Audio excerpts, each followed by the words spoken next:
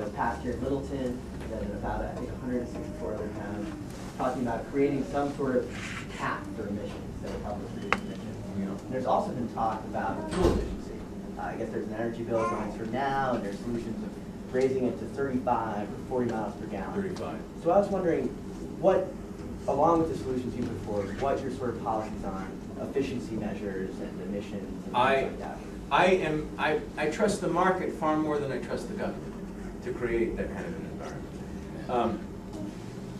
It's inevitable that you get involved with the law of unintended consequences. The minute you start, the government makes the law. The car has to be at 35, 45, 50, whatever miles to the gallon. Okay? You respond by saying, all right, that's law, but I'm going to make cars that are, of course, a lot less safe, and cars that consumers actually don't want. The markets drive that. Markets are, we don't trust the markets nearly as much as we should. One problem, I must admit, that exists in the petroleum market is that it is not a free market. Because you've got this thing called OPEC. And here's the problem we face. Technologies begin to develop, very expensive in the development stage, and they are based upon their effectiveness, or their ability to move forward is based upon the price of gas being, the price of a barrel of oil being here, $50 a barrel, let's say. So the technology I'm working on can be competitive. I can get out there, it can work, oil's at $50 a barrel. Well, so this technology gets there, and OPEC says, all you have to do is open the valve and drive down the price. This happened with shale, oil shales. The price of oil goes down, the technology is no longer competitive. You can't, they can't compete at that. So it's always got the ability to kind of mess with that. But we are getting to the point where, frankly, they will be unable to do so. They will be, that market is not going to be as controllable as it presently is, because technology, again, and why? Because markets do drive. In a way, we talk about higher prices being a cure for higher prices. In a way, that is true. It's what drives innovative technology.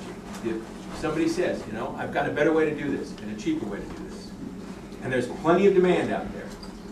So the government's role, it seems to me, is to deregulate that environment as much as possible, encourage that development as much as possible, let the juices flow, let creative juices flow. And that's how you will solve these problems. Markets do much better than governments do in solving energy problems, healthcare problems. Healthcare, people ask me, I always get this, what are you going to do about my healthcare or my education? And I keep saying, look, truthfully, I wish you would not, in New Hampshire especially, live free or die. You don't want to hear I want to hear people say, the government, stay the heck out of my decision-making process, my life, my decisions about healthcare or anything else. I want to explore those things that will give individuals much greater freedom. Health savings accounts, great, fine. Let's expand those, because what does it do? It takes you, puts you in the driver's seat. You make a decision. You call and say, how much? You say to the doctor, I have a skin rash. I have a whatever. How much does it cost? You actually begin the process of negotiating prices for. It's amazing, right? Strange, right? To say somebody, a consumer, actually gets involved with pricing a service like medical. Yeah, it does happen. LASIK surgery, interestingly, right? Starts out at $2,000 per eye. Big demand, high cost. Costs are down now to $400 or something like that, per eye, $400 or $500. It's an unregulated, ungoverned. It's between consumer and service provider. And markets, I think, are good things. Healthcare too.